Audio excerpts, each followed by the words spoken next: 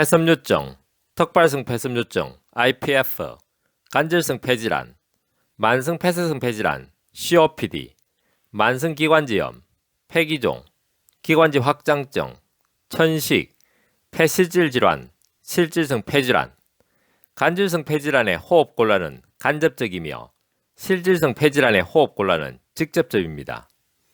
간질성 폐질환과 실질성 폐질환은 호흡곤란으로 이어집니다. 다만 간질성 폐질환과 실질성 폐질환의 호흡곤란은 다릅니다. 다음은 간질성 폐질환에 대해 MSD 매뉴얼에 기재된 내용입니다.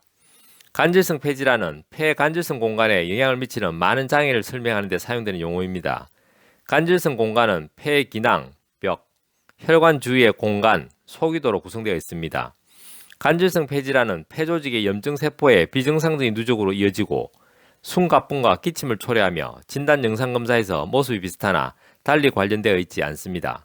이러한 질환은 일반적이지 않습니다. 이러한 질환의 진행 초기 단계에서는 백혈구, 대익세포와 단백질이 풍부한 수액이 간질성 공간에 누적되어 염증을 초래합니다. 염증이 지속되는 경우 흉터 섬유증은 정상 폐조직을 대체할 수 있습니다. 폐포가 점진적으로 파괴됨에 따라 두꺼운 벽의 낭이 그 자리에 유지됩니다.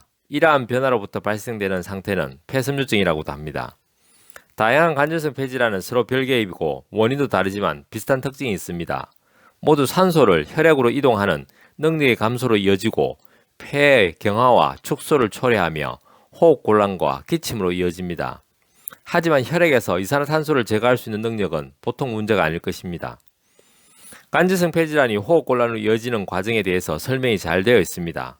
기관, 기관지, 세기관지, 폐포로 이어지는 폐실질 조직에 생기는 질환인 폐렴, 기관지염, 폐기종, 기관지 확장증, 천식 등의 호흡곤란은 직접적인 호흡곤란입니다. 기관, 기관지, 세기관지, 폐포로 이어지는 폐실질 사이에 폐간질이 생기는 질환인 폐섬유증 등의 호흡곤란은 간접적인 호흡곤란입니다. 간접적인 호흡곤란인 폐간질 질환은 완만하게 진행하며 직접적인 호흡곤란인 폐실질 질환은 급속하게 진행하기도 합니다. 물론 간접적인 호흡곤란인 폐간질 질환은 직접적인 호흡곤란인 폐실질 질환을 동반할 수밖에 없습니다. 따라서 숨참인 호흡곤란의 고통으로부터 벗어나고 싶으시다면 숨참 시술당의 도움을 청하십시오.